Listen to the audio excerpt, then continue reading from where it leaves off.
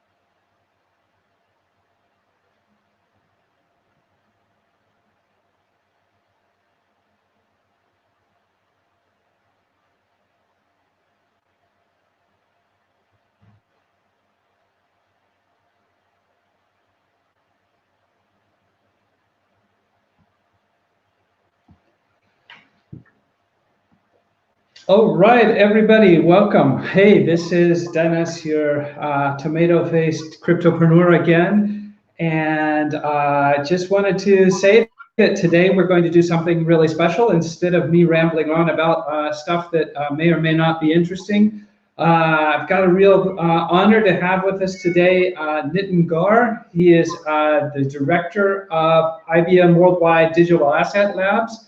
And we're just going to have a nice conversation between the two of us about blockchain, about technology, about entrepreneurship, and who knows, maybe we'll talk about good color for socks with a blue suit or something. I don't know. We'll come up with something interesting along the way.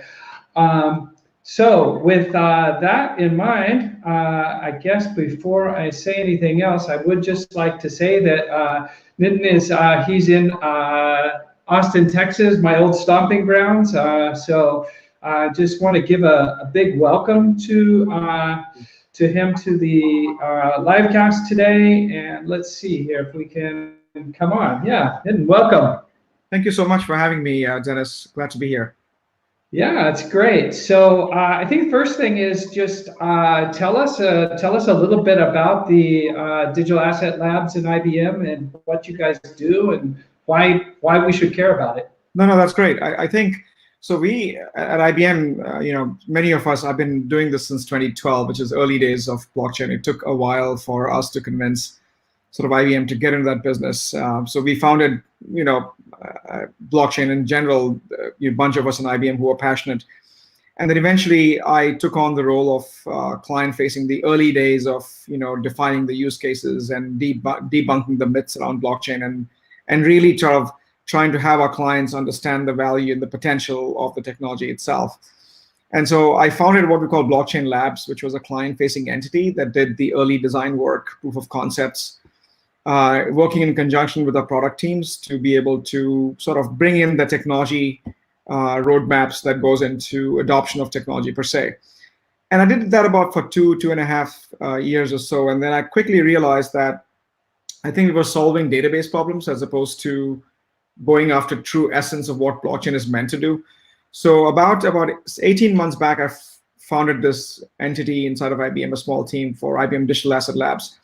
And the intent of that was to bring the notion of digital asset, which is something of value, right? And we've always sort of drawn an analogy of what internet has done for information.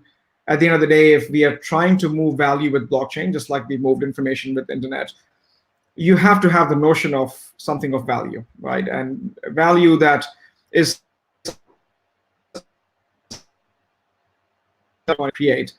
And so the notion was around either tokenized assets or asset tokenization technologies per se that either has the notion of taking physical assets and creating a digital manifestation of that, which is asset tokenization per se, or then taking this notion of dematerialized asset, which is the contracts and the commodity contracts and mortgage-backed securities and so on and so forth, and then bringing some of those to bearing in terms of what it does mean for creating a economic system with the appropriate incentive economic models to be able to create an ecosystem that allows us to facilitate the exchange of these assets in a compliant way with the appropriate regulatory compliance systems in place. Again, the notion of stablecoin, which is manifestation of digital fiat, working with central banks. So the intent of this digital asset lab was to really bring the notion of digital assets and figuring out the economic systems, economic models of the network that facilitates movement of these assets. So that is the intent of what we do. Very exciting journey. It's nonstop learning, which is the hardest part of my job, is to keep up not just with the technology elements of things like interoperability and cross-network movement of assets, but also keeping up with the appropriate regulatory and compliance frameworks, which is really, really important part of what we do. So that's sort of in short of the history of how the genesis and the work that me and my global teams are doing across the world. Cool. So as an ex-IBM, right, what is IBM's place in all this? I mean, from your point of view, what's the role of Big Blue? It's been is it a way for you to keep the company relevant in the future? So two things, right? And I explained this too, and that's a really pertinent question. When clients ask why you're doing blockchain, and I oftentimes start with why are we as a company, and why did some passionate IBMers like me and my cohort, my mentors, have supported me in this journey, is if you look at our core business, we have been building transaction systems since the inception of transaction systems. And I think we discussed this before the call. You being an ex-IBMer, we've been building the old ACH systems, the old payment systems, the old, stock exchanges, the social security systems. So I've done programs in RPG. Yeah, so you get the whole history of who we are, right? The entire slew, starting from early days mainframe to middleware to cloud systems. So at the end of the day, our core business is transaction systems.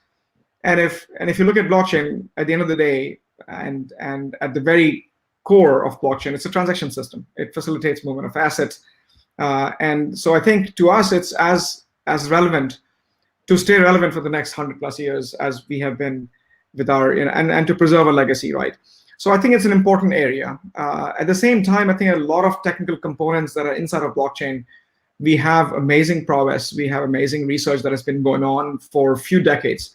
Things like cryptography and the spectrum of cryptography that goes into it, the things like what we're doing with quantum computing, the things like what we do with AI.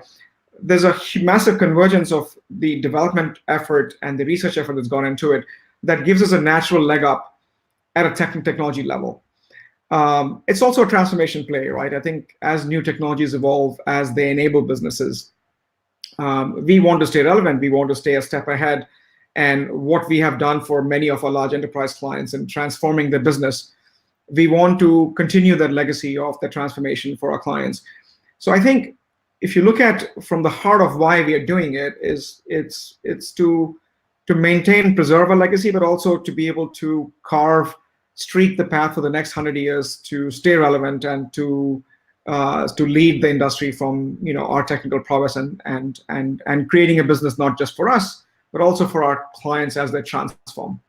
So that's the genesis of some of the work and thesis behind what we're doing. But also I think if you look at the blockchain industry in general, it really has two elements. One is the transformative element, which is supply chain, food safety, and many of the financial services industry. They're going through a transformation because of cost pressures, because of disruptive elements, the digital disruption that's happening.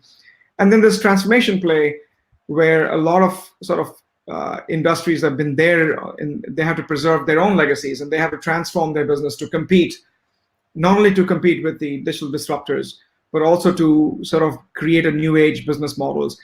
And we want to be with the clients in that journey as we are dealing with transforming their businesses. So that's sort of the short end of the conversation there.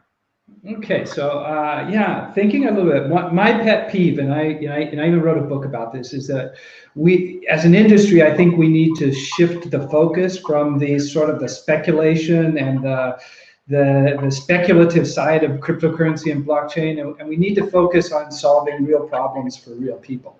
I talk about that a lot. So I always want to ask people, what do you think about that? What are the most important problems that blockchain can and should solve? Yeah, no, I've written about this extensively. I've published a book on this topic. I write I have not written anything in the past 4 to 5 months because I've been heads down on solving some real problems. And eventually, when I come out of that, I will spend some time in writing that experiences. I've written about two things, right? Why did we start the journey? Why did I start the journey? And I think if you go back to the analogy of what blockchain, what internet has done for information, information is ubiquitous. There's a general access to the same information that all of us have, which was preserved to a few.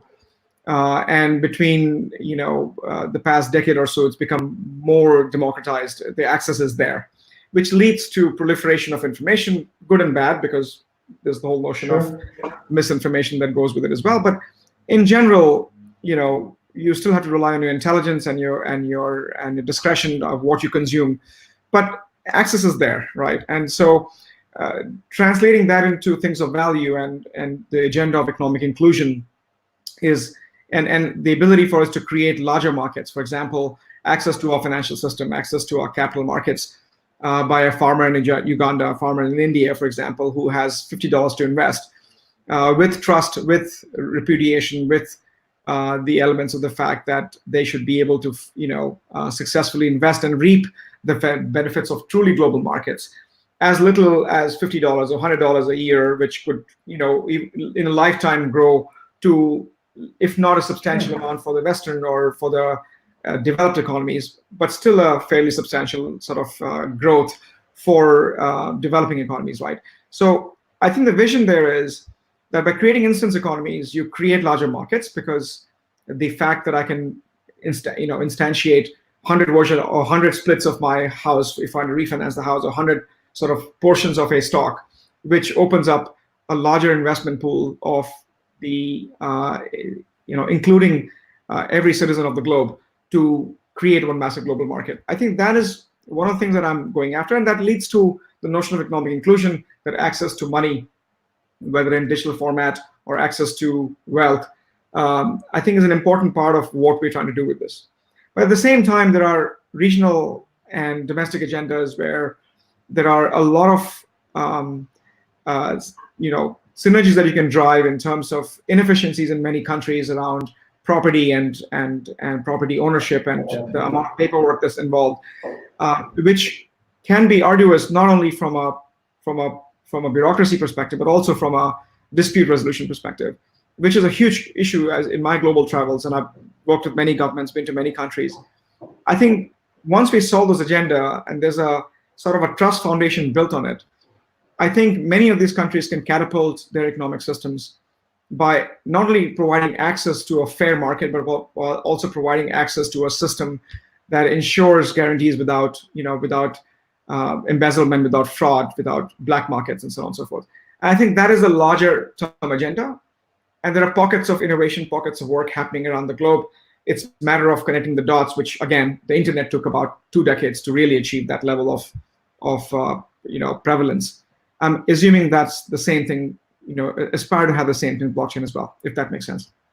Sure, it does. And a lot of times I talk about the 20th century was definitely the century of creating giant corporations. It started in the 19th century, and the 20th century was, and I know I'm talking to you, and you work at a giant corporation, so you'll have to forgive me here a bit, but I think that this, with the start of the internet, and now especially with blockchain, the 21st century is much more positioned to be about the small organization, about the individual. It empowers, smaller groups of people or smaller teams to actually compete with companies as big as IBM.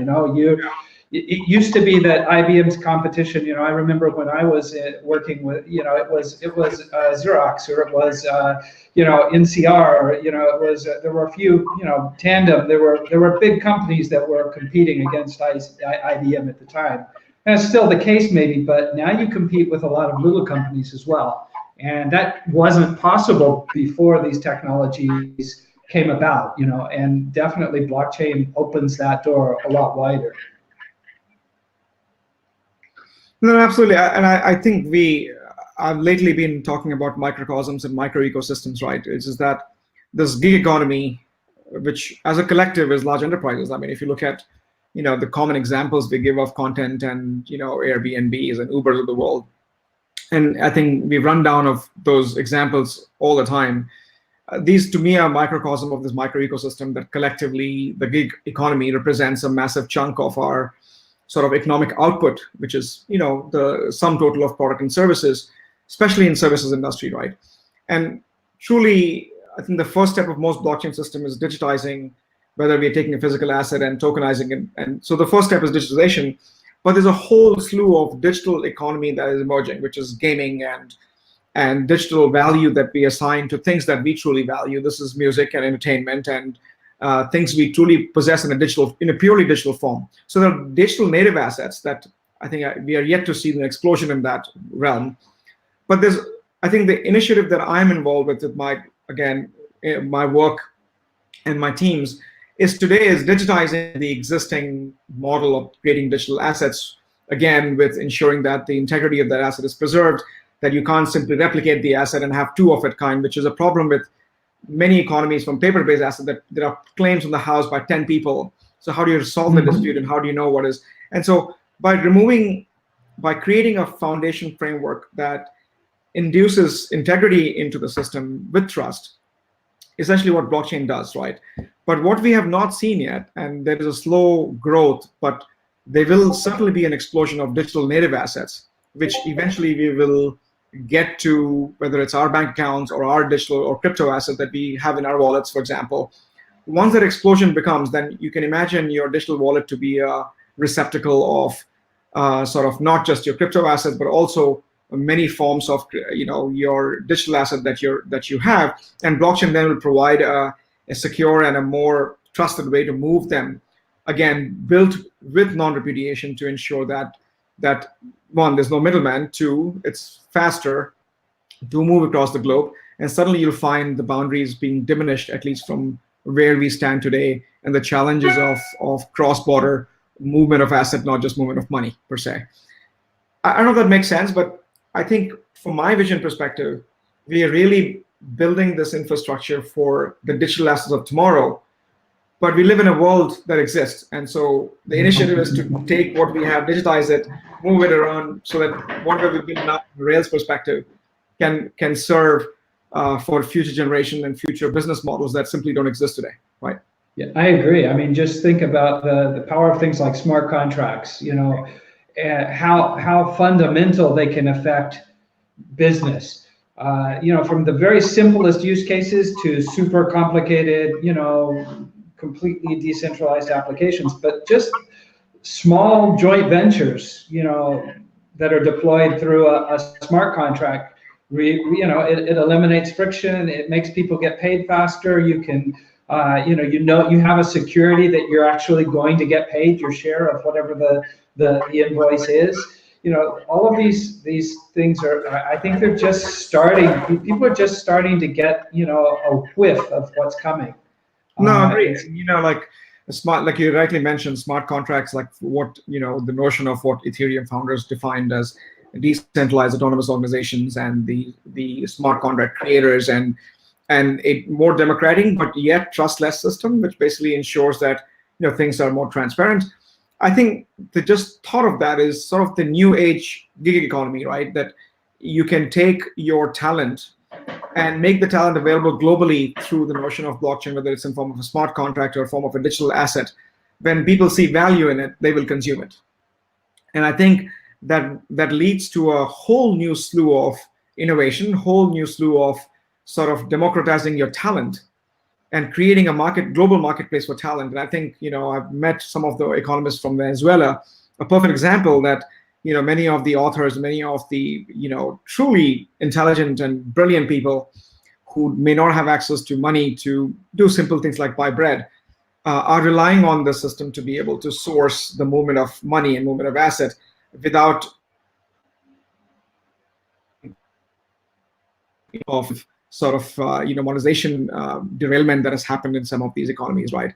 So I think it's really something to learn from and be inspired from, to look at the potential, not necessarily sort of focus purely on what's happening in Venezuela and Zimbabwe and in this rapid de-escalation of the economic system.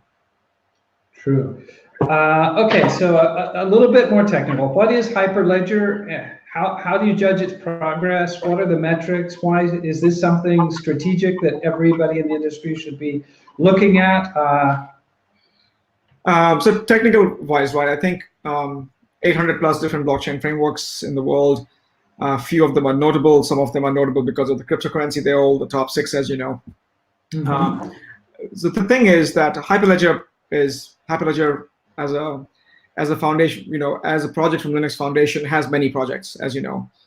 There's Indy and there's Hyperledger Fabric, and there are close to about 13 plus different projects. Some are tools, some are frameworks, all aiming to address one of the challenges of the industry per se, whether it's performance, whether it's scale, whether it's transaction per second, whether it's solving for identity, or looking into sort of focusing on a hardware provided sort of trust model.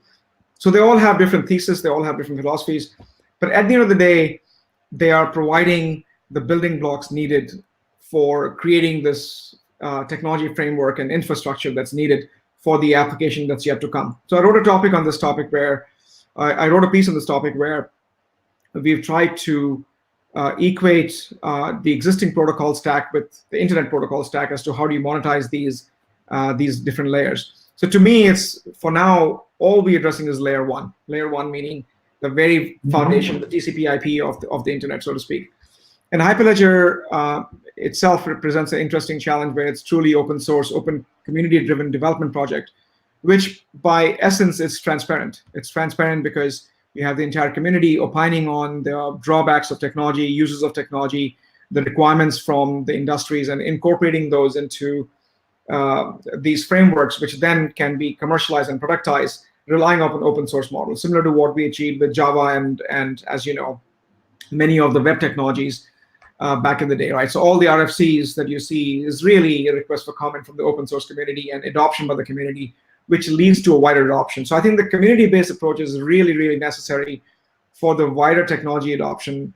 And I think what we have tried to do as an industry and as a transformation agenda for the existing industries is try to mimic the incentive economic model, which is driven by crypto economic systems, so Bitcoin, Ethereum, to mimic that without the crypto economic assets or without the cryptocurrency assets, but create a model where I have enough incentive economic system to create a permission network and facilitate interaction between the various participants, and taken some of the constructs of decentralization, concept of distribution, distributed systems and smart contracts, and incorporate them into a model which an industry itself can consume. So supply chain or food industries or pharmaceutical industries, these are regulated industries which for the right reasons need to have the right players. So I don't expect me and you to join pharmaceutical industry as individuals because we are simply consumers of pharmaceutical industry. But you do need the various scientific organizations, the pharmaceutical industry players, whether it's manufacturers or whether it's the industry that's sort of providing the chemical engineering effort to be able to do the research or clinical trials, for example. They need to be on that network. So I think the intent of the series of the Hyperledger project per se is really to bring the best of two worlds, is bring the notion of decentralization in a controlled way and facilitate the involvement of industry in a truly global and decentralized way to be able to still transact, still be able to work with each other and be able to monetize some of those elements. So think of it as a BPM, business process management, as we have been termed in the industry, at an industry level, as opposed to as an enterprise level. And that's the first step, right? And eventually, at least some of us see a convergence of a public network and what we are building for industries today.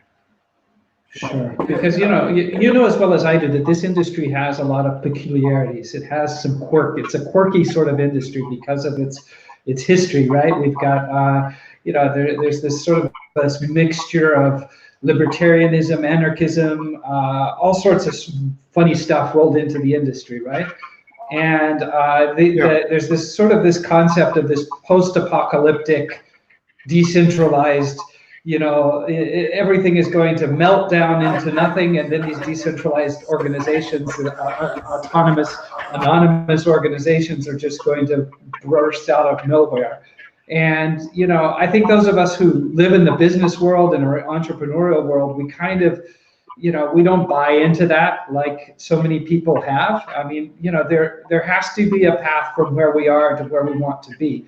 And, we don't have to throw the kitchen sink out just because, there's a possibility that it could be more decentralized or I think there's sort of a kind of some people get very exaggerated about this, this aspect of the industry. I don't know what you think about that. True. No, I mean, you have crypto anarchists and the whole notion of displacing. And I think, to me, like many of the evolutions and revolutions that have happened in the digital world, right? I mean, things like what we have learned to do with, going and making our bookings online and doing Uber, there's no going back from it.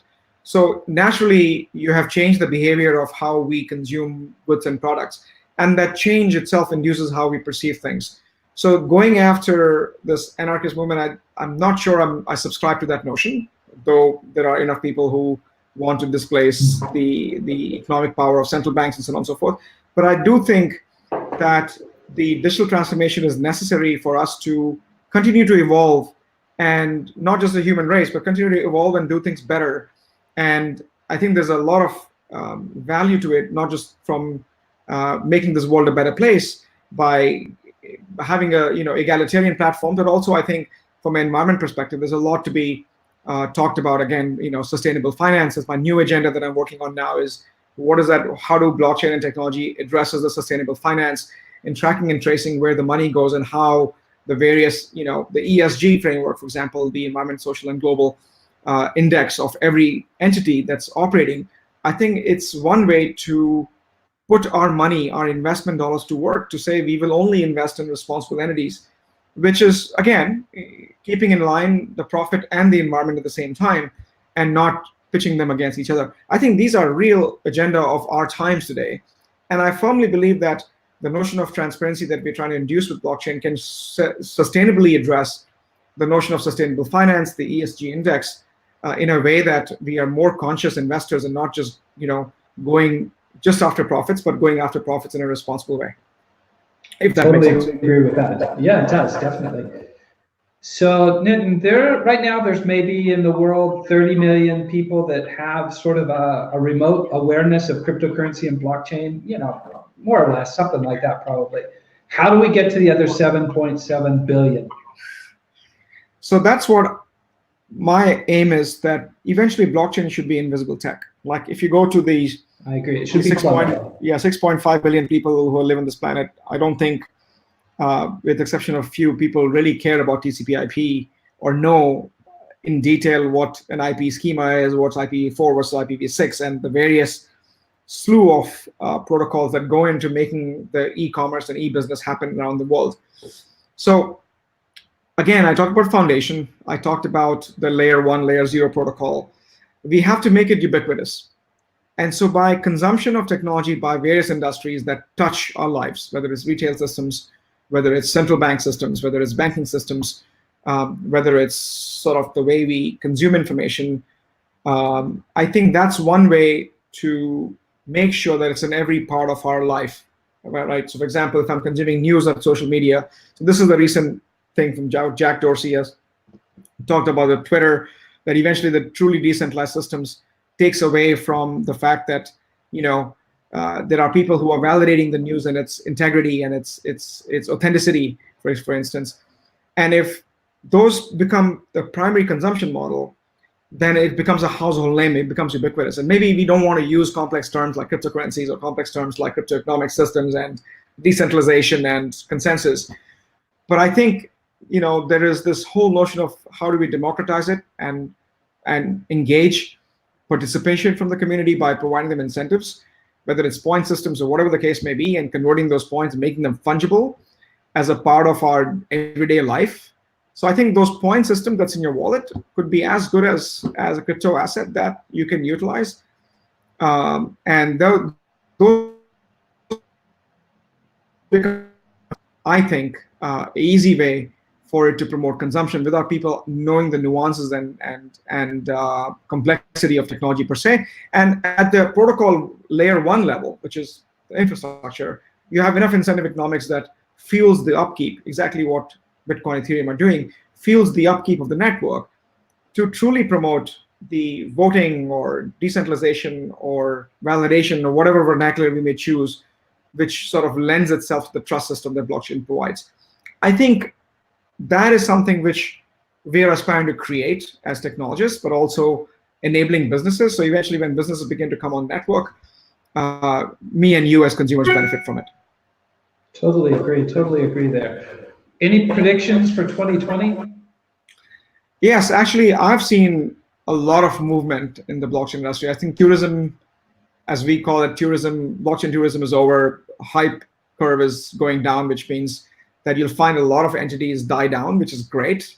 Again, as ICO, STO, IEO phase, a lot of regulators are opening up to understanding the technology and its potential.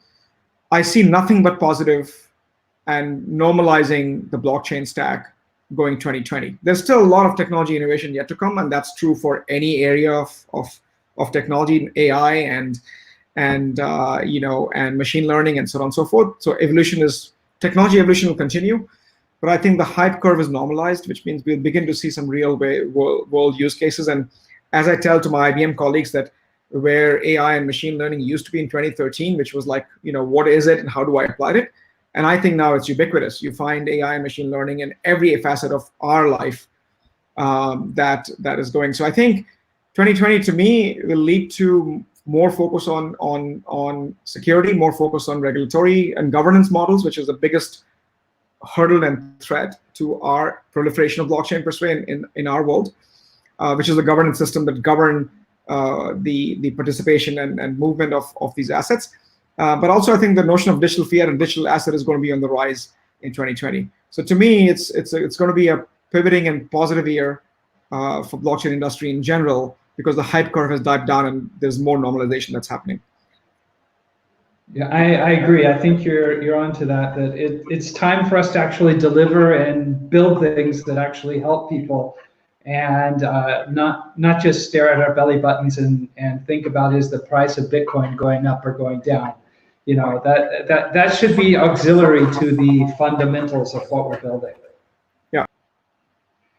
So, I think we just lost Nitin here. Okay, I think I'm talking to myself now. We'll give him a few minutes to come back, just in case. I'm not sure exactly what happened there.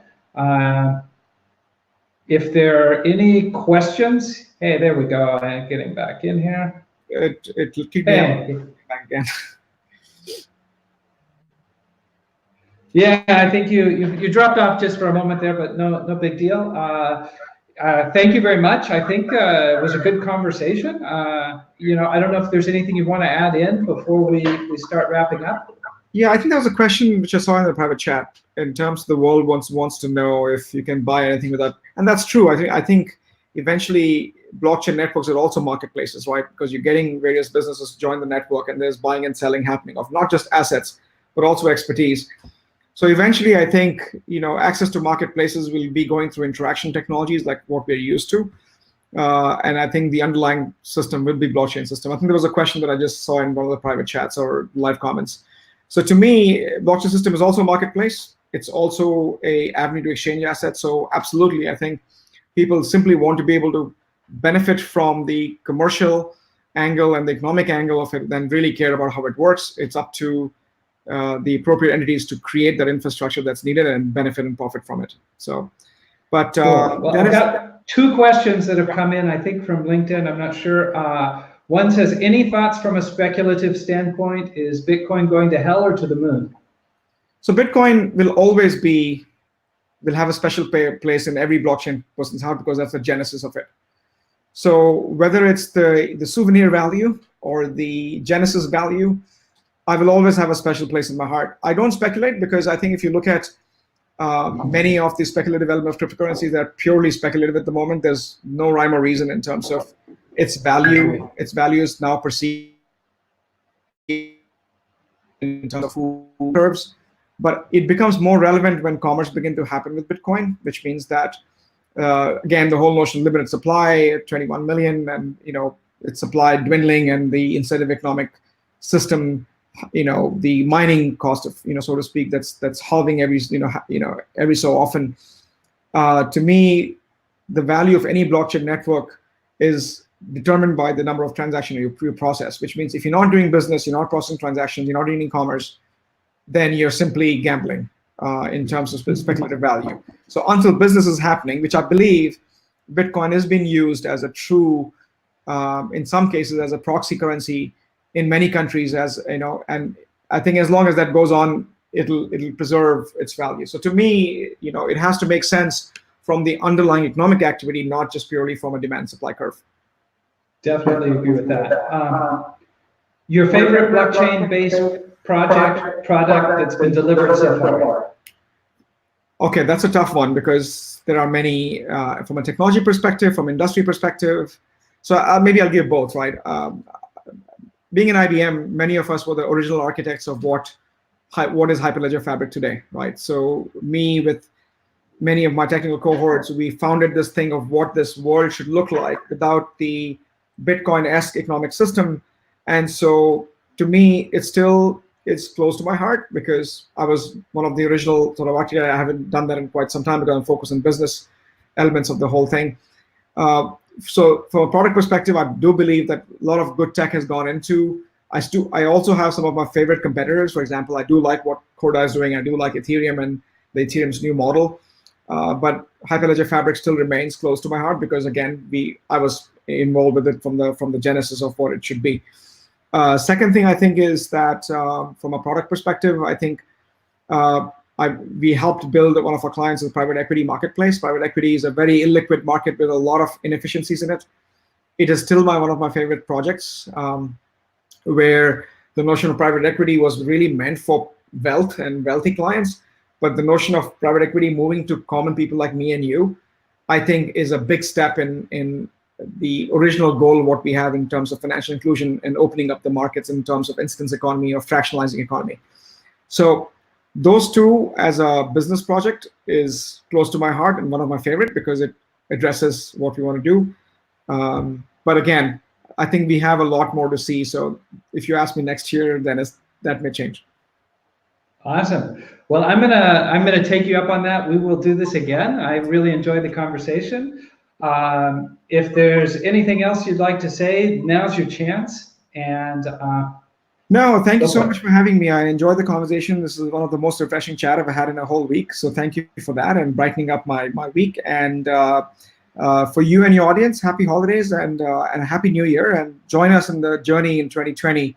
And hopefully 2020 has a 2020 perspective on blockchain. So that's my last words. Same here. Happy holidays to you as well. Thank you so much. Thank you very much for joining us. And it's been a real pleasure. Likewise, Dennis. Bye. Bye.